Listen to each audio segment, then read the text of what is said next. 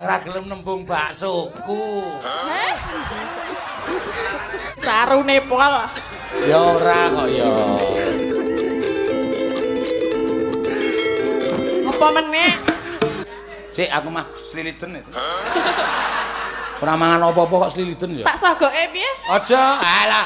Ayo kuwalik. Mulai. Sik siliten jenengan to. Ayo sing nyogok silitmu ki aku wae. Lah aku ra siliten kok. Sogok. Mbok sliliten. Ya ora kok.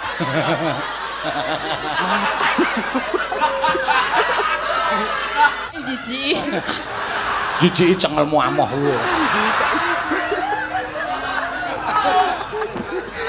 Sarune pol. Ya ora kok ya. Kowe sing jeneng saru kuwi salah persepsi kamu itu. Lah? Nek aku omong kaya ngene iki jane ora saru ping penampane wong iki saru. Nek sing jeneng saru kuwi nek tok leh. Misale aku nyebut barange wong, tok leh nganggo jenenge. Nah, kuwi cah cilik iso terpengaruh. Cah cilik isih do nonton, wuh terus melu-melu muni asu kan ndak semono melu-melu doan. Nek ngene iki kan sing ngerti wong tuwa-tuwa tok. Apa do ngerti, Po? Ado paham do cengengesan kabeh kok. Ah, mbok dadi dalang iki yang sembodo ngono lho. Sik, ha iki mulai nyelangkrak sak nduring tenggak lho. Lah, Kok dadi kowe ngono iki aku ra sembodo. hanya wong mau bengi bar mayang rak ya mestine duwe duit to. Terus rak ya nek yo rasa nang pesawat wis. Nanti Medun pesawat arep rene. ning Halim. Iya. Mau kowe ra krungu. Ora krungu. Kanca liyane tak tari madang sik ora cah. Mboten sah. Kowe ya ora wangsulan. Nah ya wong iki demokrasi sing muni mboten sah telu kowe dhewe kok.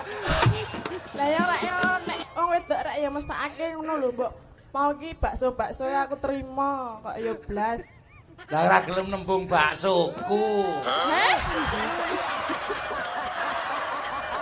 Nek lawane marai mangkel ya melu mangkel. Lah kok sik kok lawane marai mangkel aku marai mangkel apa piye? Jelas kok. Aku ora apa-apa wis dunekke konyokot kamat nang blonyak. Dunekke apa meneh mau?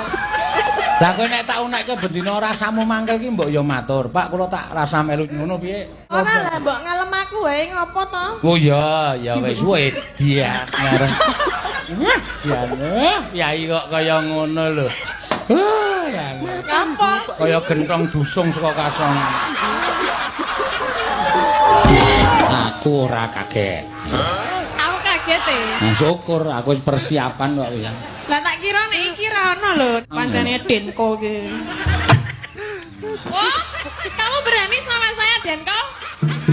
Berani saja sama-sama susunya kok nggak berani.